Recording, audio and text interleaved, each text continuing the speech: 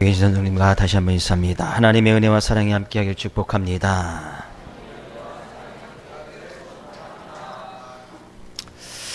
어떤 사람이 인터넷에 세금에 관해서 이런 글을 남겨뒀습니다.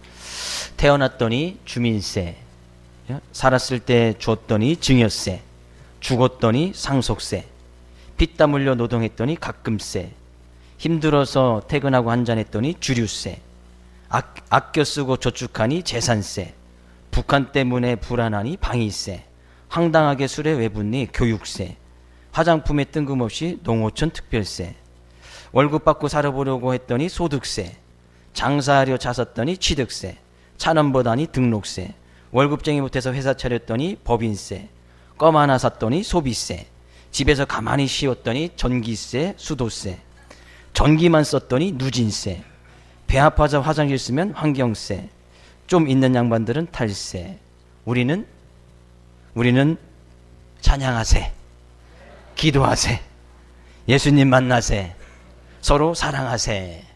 우리 내갈 세금은 그거밖에 없는 것 같아요. 정말 그런가요? 그런 것 같아요. 세금이 이렇게 맞는지 저도 알았어요. 저도 이번에 이제 글을 보면서 이제 목회자도 이제 세금을 내야 되는 그런 이제 올해부터는 그렇게 되어졌습니다. 그래서 이제 좀 이렇게 공부도 하고 교육도 받고 보다 보니까 세금 종류가 너무 많더라고요. 그러나 우리는 이 시간 주님께서도 우리를 만나시기를 원하고, 또한 그런 주님께서 영광 받으시길 원하고, 우리에게 한없는 은혜와 사랑을 베풀어 주시기를 원합니다. 그런 주님을 만나가고 그런 주님께 모든 영광 올려드릴 수 있는 귀한 시간 될 수 있기를 먼저 주 이름으로 축복을 드립니다.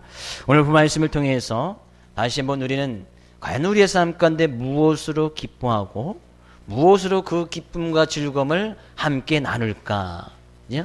그거에 대해서 주님께서 제자들에게 하신 말씀 가운데서 그 한 부분을 또 살펴보려고 합니다.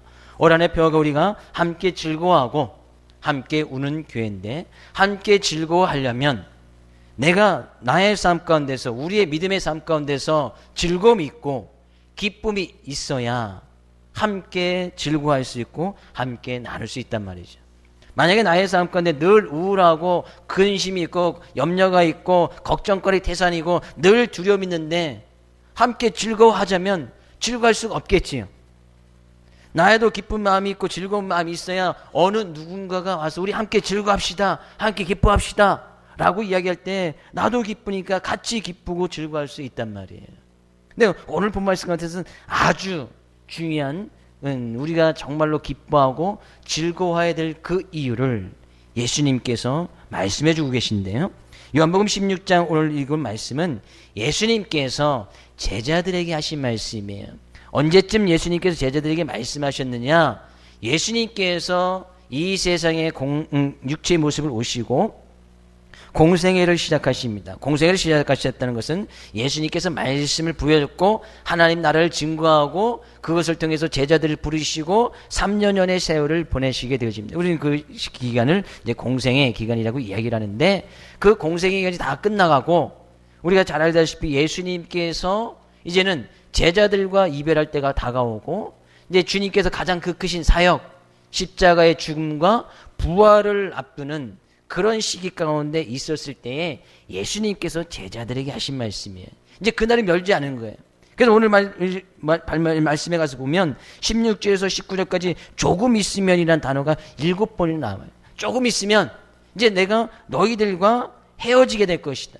너희는 나를 보지 못하고 나도 너희를 보지 못하게 될 것이다. 그러니까 예수님의 십자가의 죽음을 제자들에게 이야기하는 거예요. 물론 예수님이 십자가의 죽음은 요한복음 16장에 가서 처음 이야기한 것은 아니에요.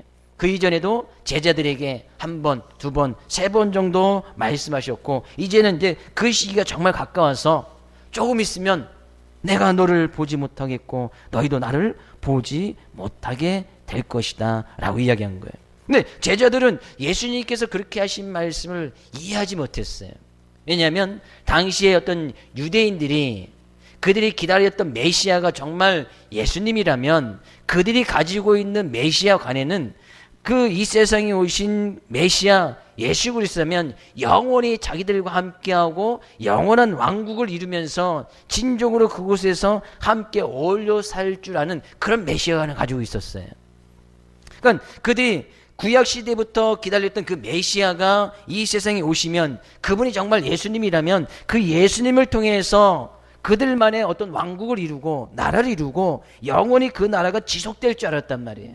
근데 그들은 그런 사상을 갖고 있었는데 메시아라고 분명히 말씀하셨던 그 예수님께서 조금 있으면 나는 이제 죽을 것이다. 그리고 너희들과 헤어지게 될 것이다.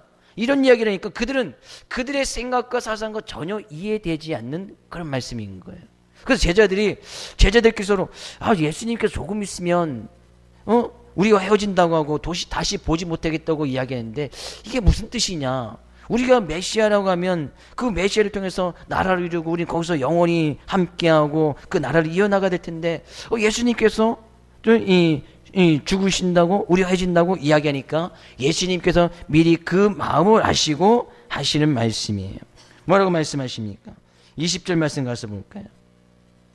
내가 진실로 진실로 너희에게 이르노니 너희는 곡하고 애통하겠으나 세상은 기뻐하리라.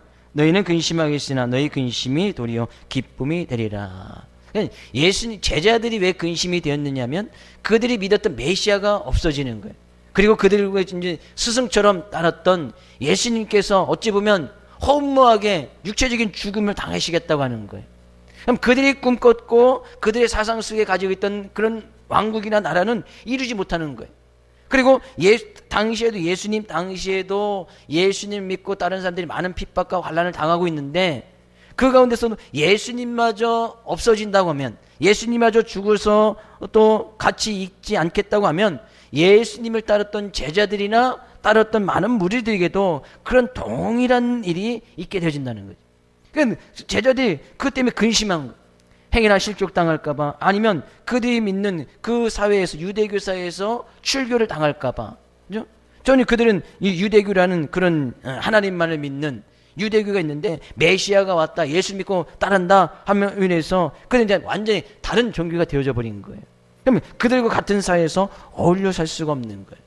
지도자가 죽임을 당하면 그를 따랐던 제자들도 당연히 죽음과 고통 속에 임할 것이 뻔하게 보이는 거예요. 그래서 제자들이 근심하게 되었단 말이에요. 네, 우리가 성경을 통해서 잘 알다시피 예수님께서 십자가에 죽으신 다음에 그것으로 끝난 것이 아니죠.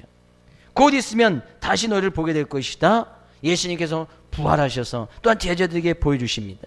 그래서 그들이 잠깐 근심하게 되었지만 오히려 그것이 너에게 기쁨이 되리라. 예수님께서 죽으신 것으로 말미암아 예수님을 싫어했던 많은 유대인들이나 종교 지도자들은 그것을 기뻐했죠. 예수님께서 죽었다. 십자가의 통하에서 저주를 받게 되었으므로 또한 예수님을 싫어했던 많은 유대인들이 그것을 기뻐했어요. 그래서 예수님께서 부활하신 것도 숨기려고 했던 이유가 바로 거기에 있는 거예요. 근데 예수님께서 부활하시고 나서 또한 이 부활하신 이후에 40일 정도 제자들과 그의 무리들과 함께 하신 그 이후에 영원히 제자들과 같이 하셨느냐? 아니에요. 그 이후로 다시 승천하셔서 하나님 우편에 가서 앉아 계셨단 말이죠. 그러니까 40일 동안은 제자들과 육체적인 모습과 같이 먹고 마시면서 그들에게 마지막으로 기도하라, 난 성령 충만하라 말씀하여 주신 그 이후에 다시 주님께서 승천하시게 되어졌단 말이에요. 그때 그것을 미리 제자들에게 지금 알려주시면서 하신 말씀이에요. 너희들은 나와 헤어지는 것에서 근심하느냐 실족하느냐 다시 내가 너희에게 보여주지만 그것이 기쁨이 되어지지만 진정한 기쁨은 예수님께서 십자가를 지시고 부활하셔서 그 제자들과 함께 했던 그 기쁨. 네, 그 기쁨을 통해서 제자들에게 진정으로 누려야 할 기쁨을 말씀하고 있어요. 그런 주님은 제자들과 영원히 같이 하지 않았어요. 부활하신 이후에도 40일 동안 지상에 계셨고 그 위에는 더 영광스러운 자리에 하나님 우편에 앉아 계셨지 이 세상에서 제자들과 또 다른 제자들과 함께 하지 않았단 말이에요. 근데 그 가운데서도 주님께서 제자들에게 기뻐해야 될 이유를 말씀하고 있네요. 22절 말씀이세요. 지금은 너희가 근심하나 내가 다시 너희를 보리니 너희 마음이 기쁠 것이요 너희의 기쁨을 빼앗을 자가 없으리라. 왜요? 그 기쁨, 예수님께서 다시 부활하신 그 기쁨을 빼앗을 자가 없을 것이라는 거예요. 왜요? 23절 가서 볼까요? 그날에는 너희가 아무것도 내게 묻지 아니하리라. 내가 진실로 진실로 너희에게 이르노니 너희가 무엇이든지 아버지께 구하는 것을 내 이름으로 주시리라. 24절까지요. 지금까지는 너희가 내 이름으로 아무것도 구하지 아니하였으나 구하라 그리하면 받으리니 너희 기쁨이 충만하리라. 예수님께서 십자가를 지시고 그들의 죄악을 담당하셨고 또 부활하신 것, 예수님을 믿고 따르는 제자들이나 예수님 믿는 많은 무리들에게 그것 또한 기쁨은 될 수 있어요. 자기의 죄를 위해서 구원받아서 우리가 그 기쁨을 누려야 된다는 것도 우리가 2주 전에 말씀을 살펴보았고요. 그러니까 우리가 우리의 죄를 위해서 십자가를 지신 그 주님, 예수님으로 말미암아 우리가 구원받았던 그 사실 또한 그것으로 기뻐해야 될 것은 당연해요. 근데 예수님께서 그들의 죄를 용서하시고 그들을 위해서 저주를 받으신 것, 그래서 우리를 구원하신 것, 거기에서 기쁨이 끝나는 것이 아니라 주님께서 그 외에 또 다른 기쁨을 그들에게 허락해 주셨어요. 뭐냐면 우리가 금방 23절 24절에 읽었듯이 너희가 아무것도 내게 묻지 아니하리라. 너희가 무엇이든지 아버지께 구하는 것을 내 이름으로 주리라.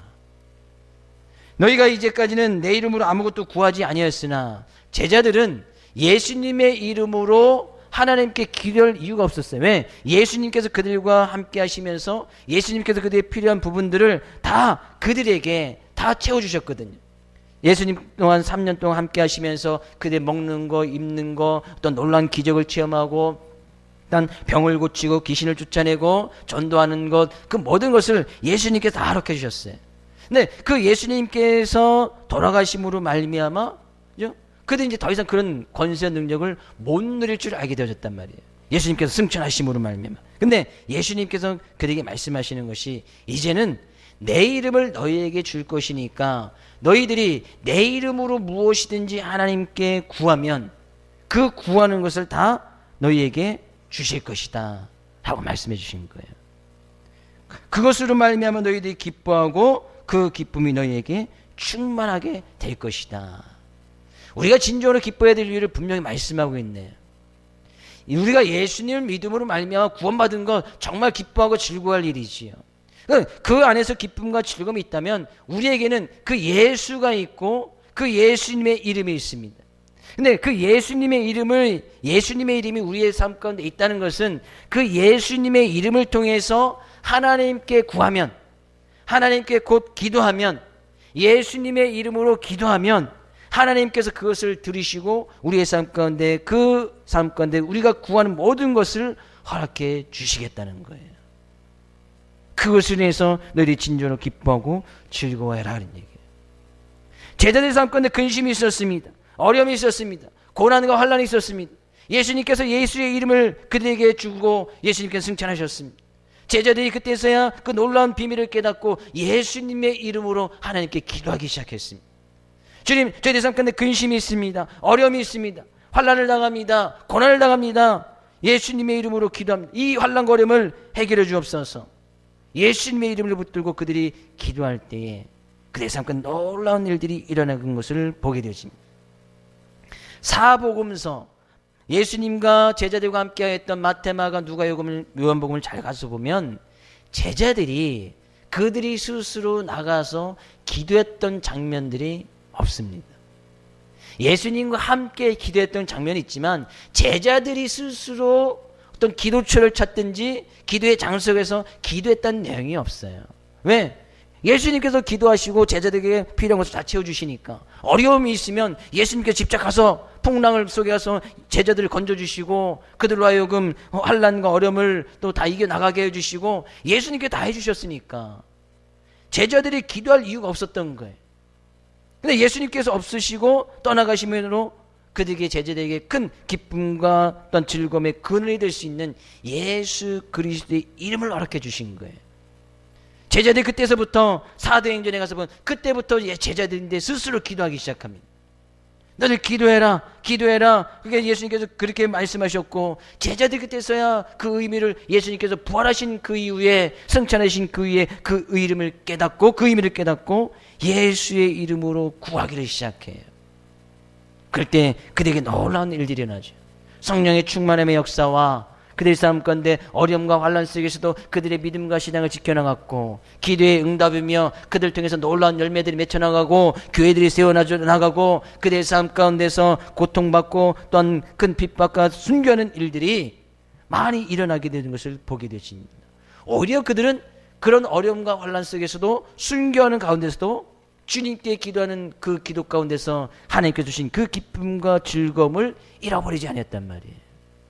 예수님께서 하신 말씀 그대로 기쁨이 충만하게 제자들에게 있었던 것을 보게 되십니다. 왜요? 왜 그들에게 기쁨이 충만하게 있었습니까? 예수의 이름으로 기도함으로 말미암아 하나님께서 허락하신 놀라운 은혜를 받고 나서 그들의 기쁨이 충만했다는 얘기예요. 저는 이 제자들이 가지고 있었던 기쁨의 충만함이 여러분 삶 가운데서도, 사랑하는 성도님 삶 가운데서도 그 기쁨이 충만함이 그대로 있기를 주의 이름으로 축복을 드립니다. 제자들이 구하여지 아니했을 때는 그들에게 주시지 않았어요. 예수님께서 직접 하나님께 구해서 제자들에게 구했지. 그래서 구할 이유가 없었단 말이에요. 그런데 제자들이 예수님의 말씀을 깨닫고 예수의 이름으로 구하니까 그들에게도 능력이 나타나거든요. 그들에게 주신 것이 예수 그리스도의 이름이에요. 예수 그리스도의 이름. 예수님께서 십자가를 지신 것은 예수님께서 그 희생의 공로로 말미암아 그들에게 구원함을 허락해 주셨고, 예수님께서 그들과 영원히 왕국을 이루면서 살아가지 못함으로 말미암아 그들에게 예수의 이름을 주셨다는 거예요. 동일하게 우리가 예수를 믿고 의지하여서 예수님 말미암아 구원을 받았다면 우리에게도 동일한 이름을 주시네요. 예수 그리스도의 이름을 주십니다. 그 이름을 가지고 예수님께서 하라고 하신 말씀이 있어요. 뭐라는 거예요? 구하라는 거예요. 기도하라는 거예요. 그러면 기쁨이 충만할 것이라는 거예요. 결국에 오늘 본 말씀을 아주 간단하게 요약해서 말씀하면, 우리의 기쁨이 충만하기 위해서는 예수 그리스도의 이름으로 기도해야 된다는 거예요. 그 기도 가운데서 기쁨이 있어야 되고, 그 기도 가운데서 즐거움이 있어야 달라는, 있게 되어진다는 거예요. 결국에 하나님께서는 하나님의 백성, 하나님의 자녀들이 필요하고 어려운 것 다 아시지요. 근데 하나님께서는 알아서 우리에게 해주지 않습니다. 하나님의 능력이라면 우리의 생각하는 것, 기도하기 전에도 다 그 모든 것을 알고 계신 하나님께서, 우리가 기도하기 전에 하나님께서 다 알아서 해주시면 얼마나 좋겠어요. 물론 우리의 생각도 다 감찰하고 계신다고 말씀하고 계시지만 하나님께서는 알아서 다 해주지 않는단 말이에요. 그러면서 하나님께서 요구하시는 것이 뭐예요? 예수 그리스도의 이름으로 기도하라는 거예요. 간구하라는 거예요. 그 이름을 우리에게 주셨단 말이에요. 그래야 우리가 예수 그리스도의 이름으로 인해서 기도의 응답이 있음으로 인해서 얻어지는 기쁨과 즐거움이 삶 가운데 충만해질 것이라는 거예요. 만약에 우리가 기도하지 않는데 하나님께서 알아서 다 해줘요. 마치 예수님께서 제자들과 동행하면서 제자들의 필요와 어려운 문제를 다 해주셨듯이, 우리가 삶 가운데 어려움 없이, 환난 하나도 없이 그냥 알아서 하나님께서 다 해주세요. 그러면 삶 가운데 진정한 삶의 의미며 삶의 목적이며 삶 가운데 감사며 은혜며 이런 것은 알아갈 길이 없는 거예요. 알아서 다 해주는데, 자녀들 다 길러보서 알겠지만 자녀들이 요구하는 거 분명히 다 해주잖아요. 무작정 다 해줘도 보면 자녀들이 감사함을 몰라요. 그냥 요구하는 대로 그냥 알아서, 울기도 전에 미리 그냥 적 갖다 먹이고, 그냥 달라기도 전에 미리 알아서 다 갖다 주고, 그냥 배고프기도 전에 다 밥 챙겨주고, 다 알아서 해주면 아이들이 감사와 부모님에 대한 은혜를 모른단 말이죠. 때로는 애들이 좀 배도 고파보고, 때로는 부족함도 느껴보고, 때로는 자기 뜻대로 안 된다는 것도 알아가고 할 때에 부모님의 존재와 또한 은혜와 또 사랑을 알게 되어진단 말이에요. 하나님께서 우리의 삶 가운데 요구하신 것이 바로 그런 거예요. 왜 성경 가운데 구하라, 기도하라, 예수님의 이름으로 구하면 내가 너에게 다 허락하여 주실 것이다. 왜 하나님께서 그런 말씀을 주셨을까요? 굳이 우리가 구하지 않아도 하나님께서는 우리의 모든 것을 알고 계시고 우리의 필요와 어려움과 환난을 당하는 것을 주님께서 알고 계셔서 하나님께서 피할 길을 인도하셔서 우리를 그런 길로 인도하실 수도 있으실 텐데, 때로는 삶 가운데 어려움을 딱 갖다 주시고 환난을 갖다 주시고 고난도 갖다 주시고 문제도 갖다 주시고 현실 가운데 당하는 많은 고난과 문제들을 또 하나님께서 우리 삶 가운데 만나게 해주신단 말이에요. 그런데 그 가운데서도 하나님께서 원하시는 것은 예수님의 이름으로 구하라는 거예요. 하나님께서 요구하시는 건 단 한 가지예요. 예수 믿는다고 어려움이 없느냐? 아니에요. 어려움이 있어요. 예수 믿는다고 환난이 없습니까? 환난이 있어요. 예수님 믿는다고 여전히 고난과 이 현실 속의 문제는 여전히 다가온단 말이에요. 근데 그 가운데서 그것을 이기고 나갈 수 있는 놀라운 비밀, 예수 그리스도의 이름을 우리에게 주셨고 그 이름으로 구하면 하나님께서 받아주시겠다는 얘기예요. 삶 가운데 어려움과 환난이 있습니까? 하나님께서 말씀하시네요. 예수님께서 말씀하시네요. 구하라는 거예요. 하나님께서 일일이 우리의 삶을 다 알아주시지 않습니다. 아주 어린아이, 정말 삶 가운데 아무것도 판단력이 없는 그런 어린아이였을 것 같은 경우에는 부모된 입장에서 자녀에게 모든 것을 다 알아서 해주시지만, 우리의 믿음과 신앙이 자라나고 믿음의 영역 가운데 신앙의 연륜이 있으면 하나님께서 이제 알아서 해주지 않는다는 거예요. 어떻게 할 때요?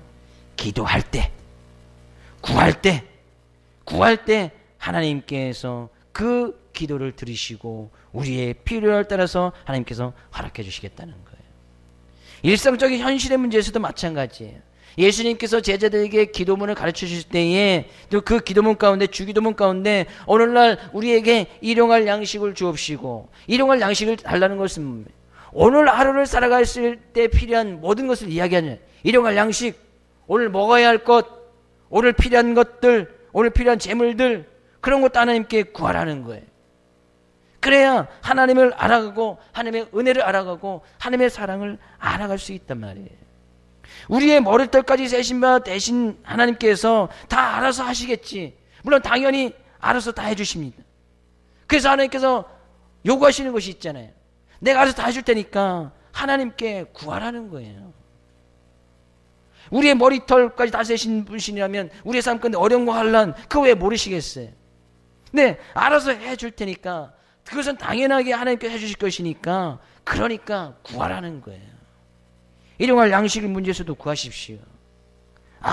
너무 현실적인 거 구하면 너무 세속적인 거 같이 느껴질 수도 있겠지요. 아니에요.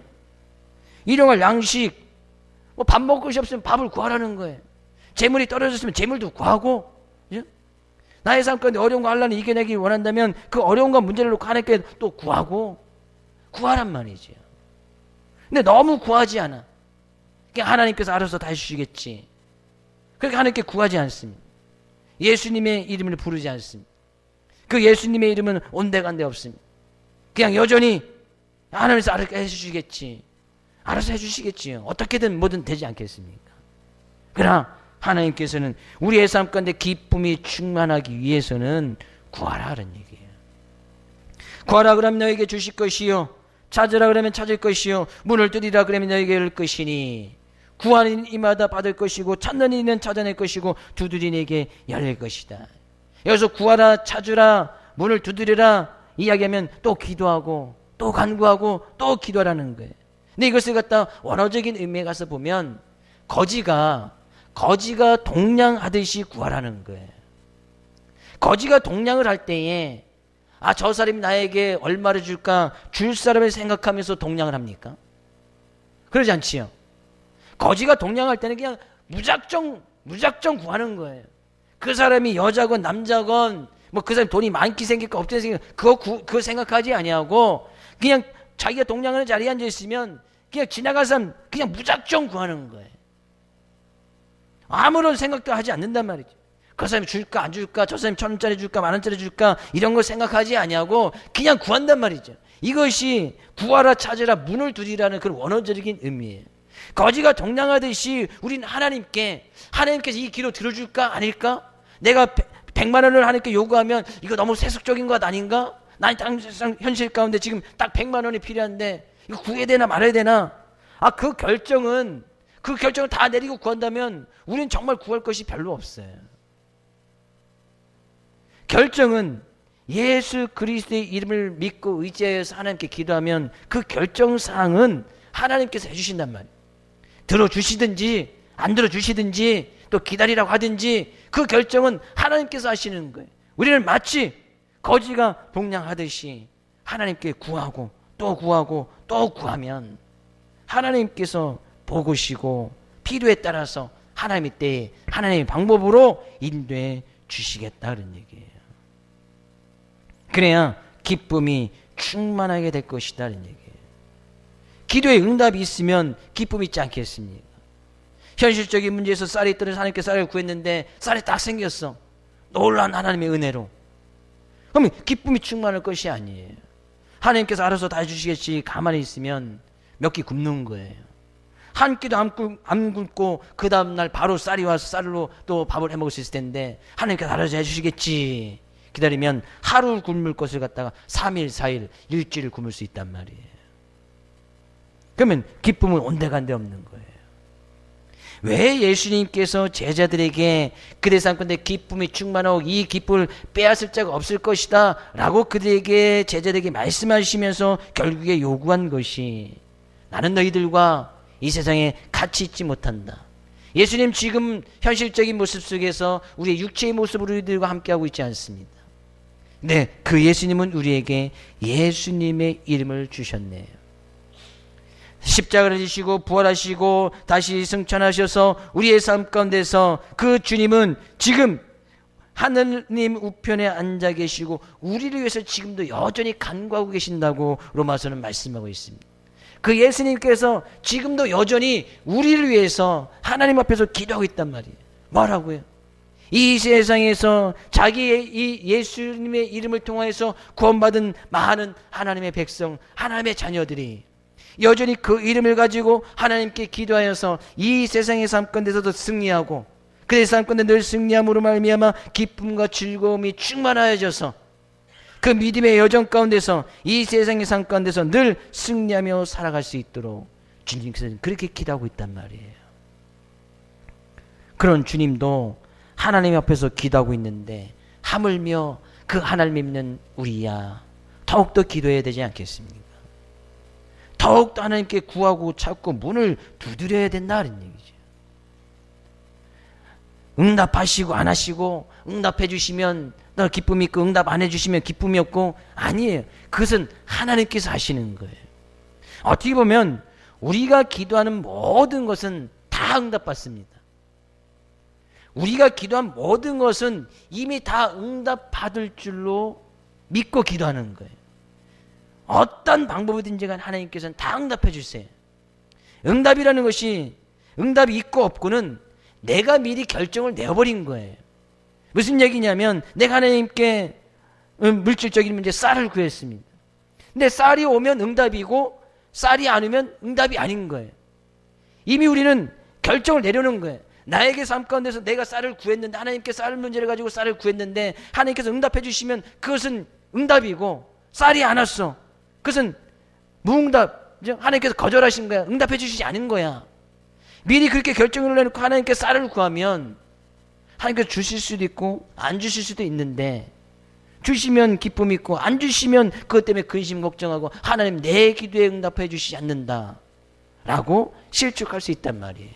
미리 결정을 다 내놓고 기도하니까 실족하는 거예요. 기도하면서 실족하는 거예요. 기도 열심히 하는데 실족합니다. 기도 열심히 하는데 근심 걱정이 있어요. 기도 열심히 하는데 두려움이 있고 기도 열심히 하는데 여전히 삶 가운데 염려가 있어요. 왜 염려가 있고 근심 걱정이 있고 두려움이 있습니까? 미리 기도에 응답을 내려놓은 거 아니에요? 내 삶 가운데 어려움이 있는데 이 어려움 해결해 주십시오. 기도했는데 그 어려움이 여전히 남아있어. 그럼 그것 때문에 근심하고 염려하는 거 아니에요? 미리 내가 결정을 내려놔 버렸단 말이죠. 아니에요. 거지가 동냥하듯이 그 결정은 주는 사람 마음이에요. 그 사람이 주든지 안 주든지, 우리가 하나님께 기도하는데 그 사람이 주든지 안 주든지 우리는 하나님께 구하기만 하면 된다는 거예요. 예수 그리스도의 이름을 믿고 의지해서 하나님께 기도하면 된다는 얘기예요. 우리는 기도하는 그 자체가 기쁨이고 즐거움이 되어야 되는 거예요. 응답해 주시면 기쁨, 응답해 주시면 슬픔, 염려, 두려움. 지금 삶 가운데 기도하는데 여전히 삶 가운데 근심되는 것이 있습니까? 기도하는데 염려하는 부분이 있어요? 기도하는데 두려움 있는 부분이 있습니까? 잘 생각해 보면 내가 뜻하는 바대로 하나님께서 응답해 주시지 않기 때문에 근심, 염려, 두려움 있는 거 아니겠습니까? 이미 내가 다 결정을 내려놨단 말이에요. 하나님은 어디 갔습니까? 우리가 기도하는 예수 그리스도의 이름으로 기도하는 그 하나님의 결정권을 우리가 다 가지고 와버린 거예요. 하나님은 온데간데 없는 거예요. 하나님을 마치 도깨비 방망으로만 생각한단 말이죠. 자기 기도에 다 응답해 주시지 않겠습니까? 오늘 본 말씀에서도 보면 그런 것처럼 보일 수 있어요. 구하라, 그리하면 받으리니 너희 기쁨이 충만하리라. 아버지께 구하는 것을 내 이름으로 주시리라. 너희가 무엇이든지 아버지께 구하면, 무엇이든지 구하라고 하지 않습니까? 그럼 하나님께 다 주신다고 하지 않습니까? 왜 안 주십니까? 그것 때문에 우리는 실족하고 실망할 수 있는 거예요. 아니에요. 예수님의 제자들이 사도행전에서 기도하면서 나가는 모습을 가서 보면 그들은 기도하는데 여전히 어려움 가운데 있고, 기도하는데 순교를 당하고, 기도하는데 그들이 감옥에 가고, 기도하는데 그들의 몸 가운데 질병을 감고 다니는 모습을 보게 되어집니다. 근데 그들은 그들 가운데서 주님께 기도하는 것을 놓지 않습니다. 기도하는 가운데서 늘 기쁨과 즐거움이 충만한 것을 보게 되어집니다.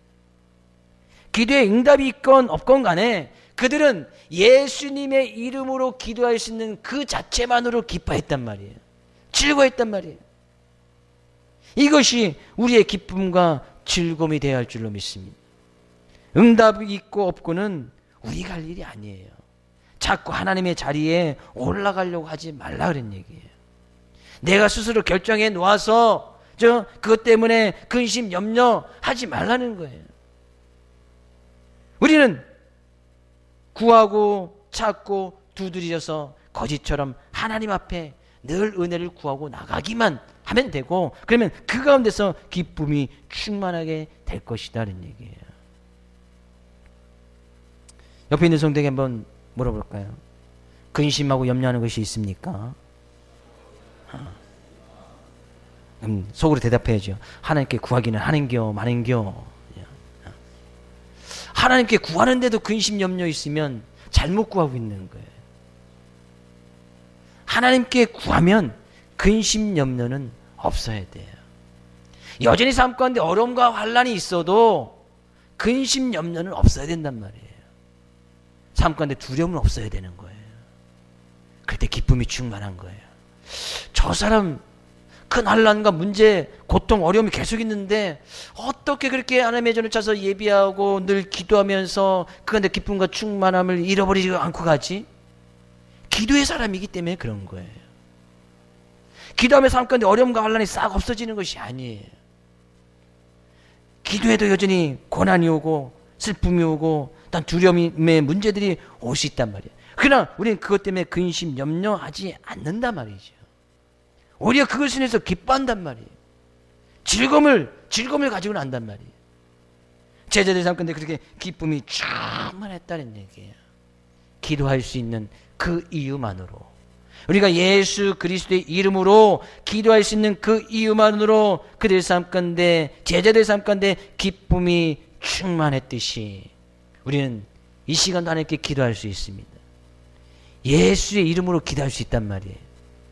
예수님께서 친히 십자가를 지시고 부활하시고 승천하시고 하나님 우편에 앉아서 우리를 위해서 간구하시면서 우리의 삶 가운데서 늘 기도하기를 원하시는 그런 주님을 의지하는 마음으로 기도할 수 있는 그 자체만으로 우리는 기뻐할 수 있다는 거예요.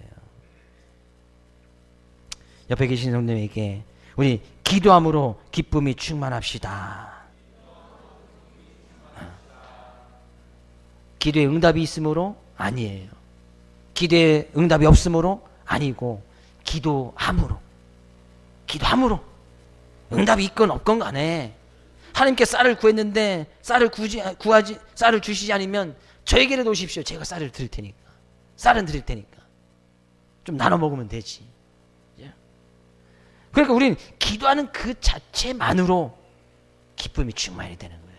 그러면 거기서 정말 놀라운 일이 일어나요. 놀라운 일이 반드시 일어납니다. 제자들의 삶 가운데 있었던 놀라운 일들이 우리의 삶 가운데 반드시 일어날 거예요. 기도할 수 있는 것이 곧 기쁨이고 기도하는 그 자체만으로 우리의 즐거움이 오니 이번 한 주간도 그런 하나님의 말씀 온전히 의지하여 내가 예수 그리스도의 이름을 가지고 있고 그 예수 그리스도의 이름으로 기도할 수 있는 그 이유만으로 기쁨이 충만하고 즐거움이 충만한 귀한 한 주간 될 수 있기를 주의 이름으로 축복을 드립니다.